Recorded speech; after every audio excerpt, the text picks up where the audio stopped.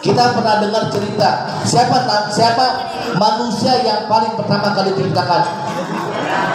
Nabi Adam alaihissalam. Pada saat itu Nabi Adam alaihissalam menjadi nabi, diutus oleh Allah Subhanahu wa taala dari surga masuk ke bumi, kemudian untuk tinggal di alam semesta ini, di alam bumi ini. Tapi ada satu perintah Allah Subhanahu wa taala untuk bersujud kepada Nabi Adam. Para malaikat, para jin diperintahkan oleh Allah Subhanahu wa taala untuk sujud kepada Nabi Adam. Tapi yang menolak untuk bersujud kepada Nabi Adam yaitu iblis, yang ingin menjalankan perintah Allah Subhanahu wa taala, yaitu para malaikat. Disitulah asal mula Rasulullah SAW sebagai cintanya Allah kepada Rasulullah, bahwa Rasulullah sebenarnya sudah disiapkan oleh Allah Subhanahu wa taala. Nah, pada saat diperintahkan bersujudlah para malaikat kecuali para jin dan iblis, yang mereka menolak untuk bersujud kepada Nabi Adam. Kemudian para malaikat bertanya, "Man hadza ya Rabbi?" Siapakah orang yang ada di belakang tersebut? Kata Allah, kata para malaikat, siapa nih yang ada di belakang tersebut? Saya sesungguhnya hanya menjalankan perintah Allah untuk sujud kepada Nabi Adam karena perintah Allah, bukan karena apa-apa, karena perintah Allah Subhanahu wa taala. Tapi saya melihat cahaya yang lebih besar daripada cahaya diriku, cahaya para malaikat. Ada tertulis kata-kata Muhammad Rasulullah sallallahu alaihi wasallam. Man hadza ya Rabbi? Siapakah beliau tersebut? Allah Subhanahu wa taala menjawab, haza habibi, haza habibi. Itu jika melihat terangnya malaikat, terangnya cahaya yang lebih terang daripada malaikat. Tapi para malaikat yang melihat cahaya yang lebih besar daripada cahayanya mereka, yaitu Nabi Muhammad sallallahu alaihi wasallam. Haza habibi, haza habibi. Itulah kekasihku yang aku akan turunkan menjadi rahmatan lil alamin. Kuciptakan alam semesta ini karena apa? Karena adanya Rasulullah SAW yang nanti aku akan utus menjadi utusan terakhirku, rahmatan lil alamin, untuk alam rahmat, memberikan rahmat cinta kasih kepada Allah Subhanahu wa taala.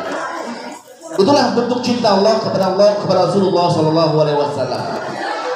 Yang kedua, kita melihat perjuangan Rasulullah SAW pada saat berdakwah. Ya, lihat pada saat berdakwah, dakwah pertama Rasulullah terang-terangan atau secara diam-diam? Ya.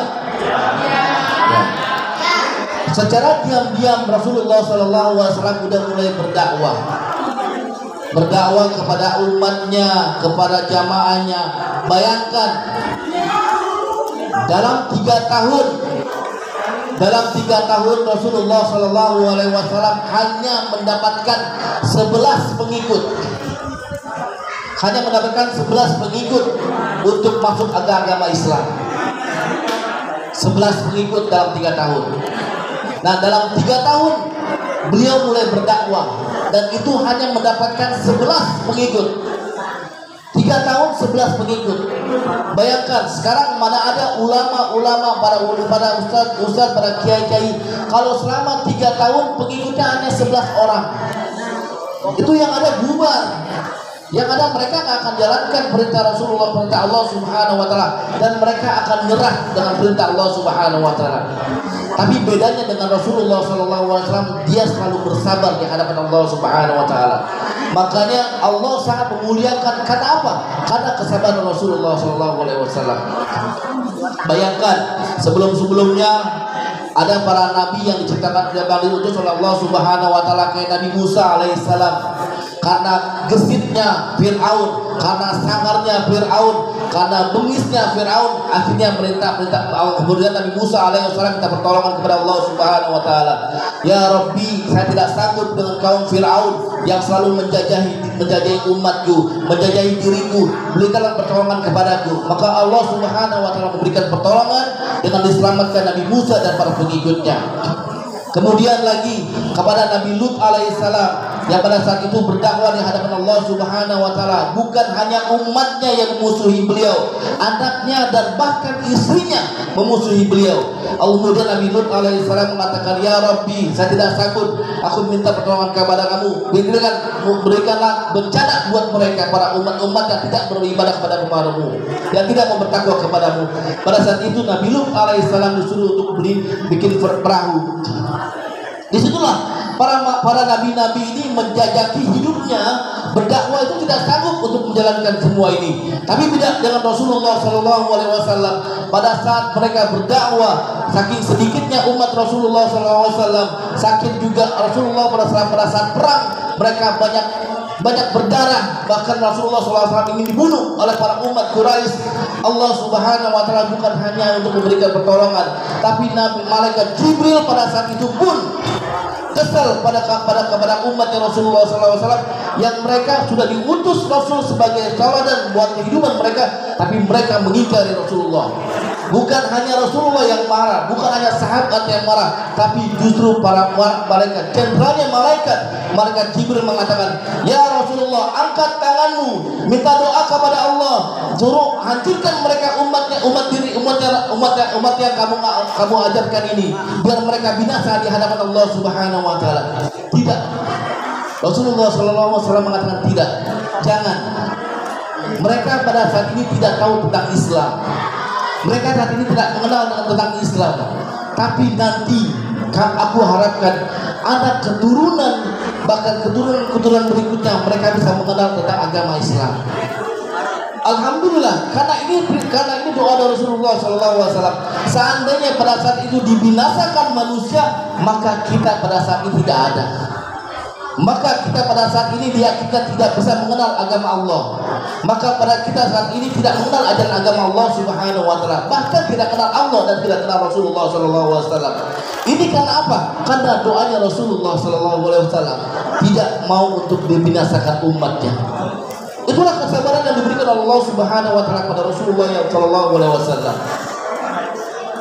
Bukan hanya itu. Ini manusia yang sangat luar biasa, nabi yang paling sangat luar biasa, yang karena munajatnya kepada Allah Subhanahu wa taala bahkan disampaikan pada saat itu, "Ya Rasulullah, pada hari ini, detik ini, segala bentuk kesalahanmu, segala bentuk kehilafanmu, dosa-dosamu baik yang dulu, sekarang dan akan datang, maka sungguhnya aku akan hapuskan." Itulah Allah Subhanahu wa taala memberikan kemuliaannya. Dihapuskan dosa-dosa Rasulullah SAW. Tapi dengan dihapuskan kemuliaan oleh Allah Subhanahu wa taala dosa-dosa tersebut, makin kencang ibadahnya, makin kuat ibadah Rasulullah SAW. Bahkan digambarkan oleh ibunda Siti Aisyah, Ba'da Isa, dilihat suaminya jam 10 masih beribadah kepada Allah Subhanahu wa taala. Ibunda Aisyah pun tidur. Kemudian jam 12 malam bangun, dilihat suaminya masih beribadah kepada Allah Subhanahu wa taala. Kemudian ibunda Aisyah tetap tidur kembali. Dilihat jam 3 Rasulullah SAW masih beribadah kepada Allah Subhanahu wa taala. Sampai dikatakan kepada ibunda Aisyah, "Wahai Rasulullah SAW, kekasih Allah Subhanahu wa taala, kau sudah dijamin surga oleh Allah Subhanahu wa taala. Kenapa kamu tetap beribadah kepada Allah Subhanahu wa taala?" Inilah bukti kalau Allah semakin cinta kepada diriku, maka akan terbaiknya buat aku memberikan diriku untuk bersyukur kepada Allah Subhanahu wa taala. La in syakartum la azidannakum, kata Rasulullah SAW. Makin aku bersyukur kepada Allah Subhanahu wa taala, makin aku ditambah apa yang sebenarnya aku inginkan, dari Rasulullah SAW.